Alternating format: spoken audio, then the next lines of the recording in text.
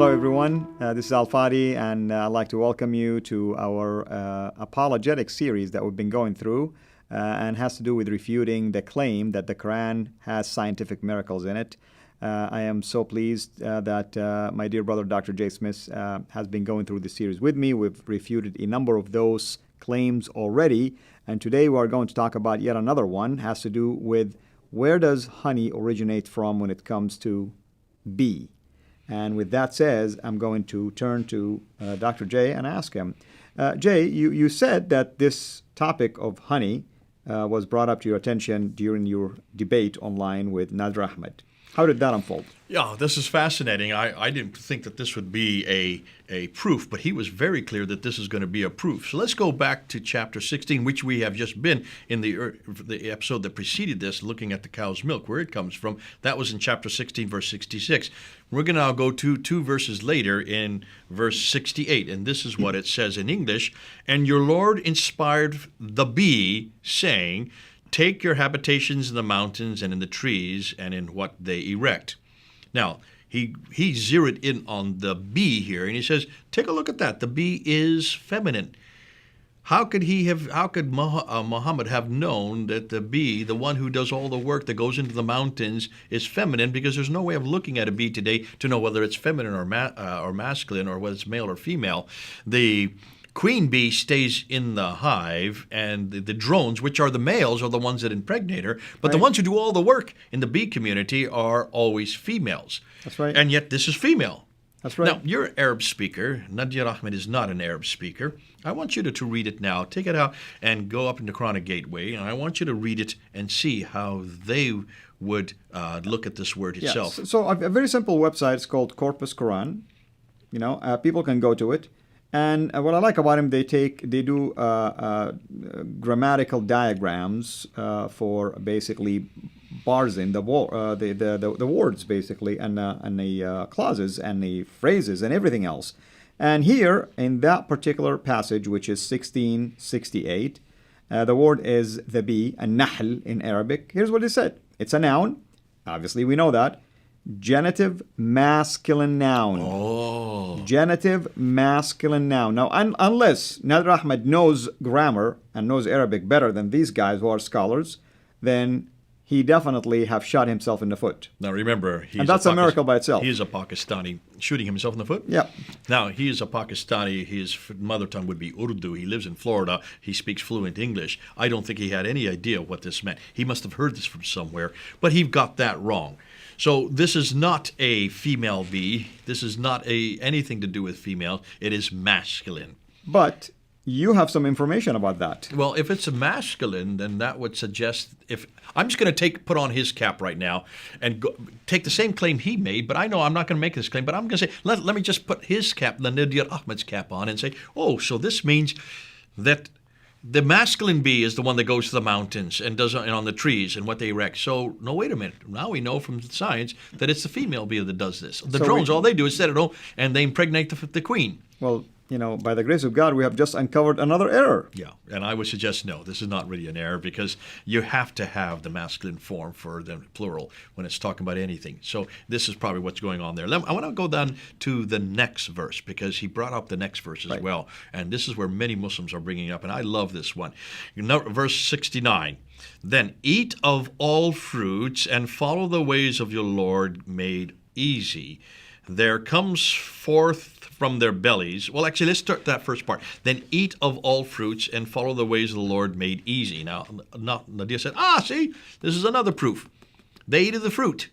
We know that bees eat of the fruit. Why? Because he went up on a National Geographic from 1989, and he saw pictures of bees on fruit, proving that the Quran is another miracle. That's right. And all of us it was all that we could do to keep ourselves from laughing on screen, because what he had done is to take one image of a bee on a fruit to prove what he thought was a scientific proof that no one else knew. Now let me ask you: do bees get the female bees that go all over? Where do they go to? Some may go to fruit, but where do the majority of bees go to get their nectar? That's what they're getting. They're getting nectar. That's right. They go to the flowers. Flowers. They go to, that's why whenever you have huge flower gardens, there's bees galore everywhere. And that's why Exactly. whenever you have beehives, you put them next to flower beds or you put them next to parks.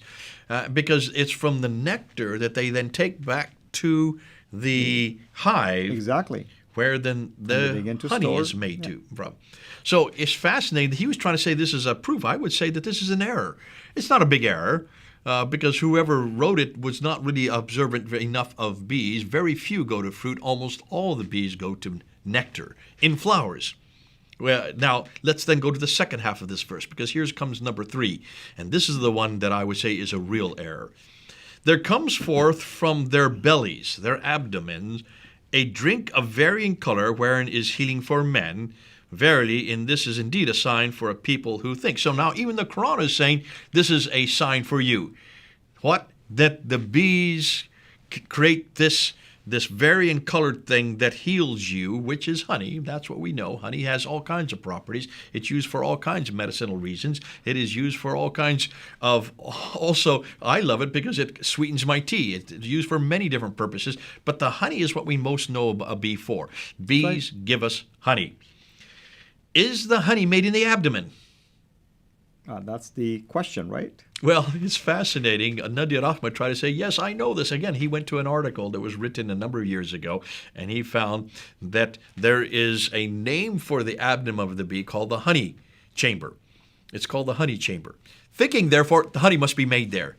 Without thinking through, no honey is made in any bee. Bees don't make honey in their abdomen. In fact, the nectar rarely even goes down. It stays in its mesticulatus, in its mouth, what we would call a mouth in ours. Right? It's almost like a straw, that They keep it there, and that's what they take back to the hive. It's then put in the hive, and in the hive is where the honey is made, not from any abdomen. In fact, what we see here, this is an error. This is a glaring error. I can understand why, because this came from Hippocrates. Hippocrates, in the Greek philosopher that we talked about earlier, Hippocrates was the one that also studied bees. He was famous for studying bees, and they've just copied what Hippocrates said. Hippocrates got it wrong. So does the Quran get it wrong. So look, we've looked at 3 errors. Absolutely, yeah. We're supposed to be 3 proofs.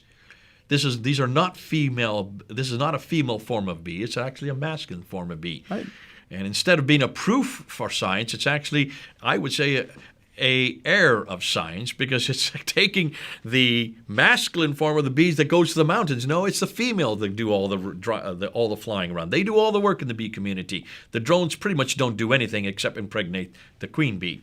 Secondly, this idea that they eat fruit. No, they don't eat fruit. They go to flowers and get the nectar out of flowers, and that's what they take back to the hives. And this idea that the honey itself comes from the abdomen, that's the most glaring error. So instead of 3 proofs that Nadir was trying to come up with, these are all 3 errors. Absolutely. And it proves what we talked about earlier, you and I, is that there is this rule of thumb. Everything is based on seen observation, basically.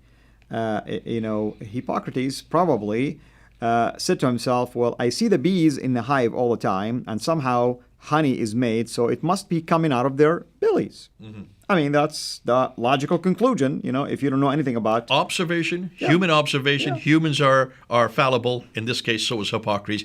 And the Quran is fallible. We've talked over and over again how this is such a book written by men. This is just another proof. It's another book written by men. An error that men make error, the Quran makes error. That's right. And Hippocrates is a man who was attempting to explain things. I don't blame him for making mistakes. But you telling me the God of Islam makes the same error like Hippocrates? The God of Islam does, obviously, because there is no God of Islam. The real God of Islam, obviously, is man-made. And so, therefore, it stands to reason this book is man-made. If it's man-made, you're going to find these errors. This is nothing more than what they observed, locally speaking. That observation got into the wrong text. Into the right text. And so it's a great way of saying, taking these proofs, they're nothing but errors, not proofs. Amen. And I like the fact that this was a 3-for-1 for free. And that's how we do it. Until we meet again, brother, have a blessed day. Thanks for watching.